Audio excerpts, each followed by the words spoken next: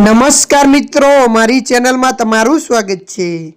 મિત્રો, વરસાદે પૂરી દુનિયામાં કહેર મચાવ્યું છે। પાકિસ્તાનમાં પણ ભારે વરસાદના પગલે નદીઓમાં પૂરથી ભારે તબાહી મચી છે। પૂરનું પાણી લાહોરમાં પહોંચતા શહેરના અનેક રહેણાંક વિસ્તારો ડૂબી ગયા છે। 40 વર્ષ પહેલા લાહોર ડૂબ્યું છે, જ્યારે પાકિસ્તાનના પંજાબ પ્રાંતમાં દાયકા બાદ સૌથી ભયાનક પૂરે તબાહી મચાવી છે, જેનાથી 14 લાખથી વધુ લોકો અસરગ્રસ્ત થયા છે। છેલ્લા 24 કલાકમાં 22 લોકોના જીવ ગયા છે।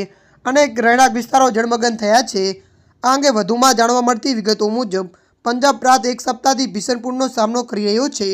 1700 ગામ પૂરના પાણીમાં ડૂબી ગયા છે અને હજારો એકરમાં ખેતીપાક બરબાદ થઈ ગયો છે।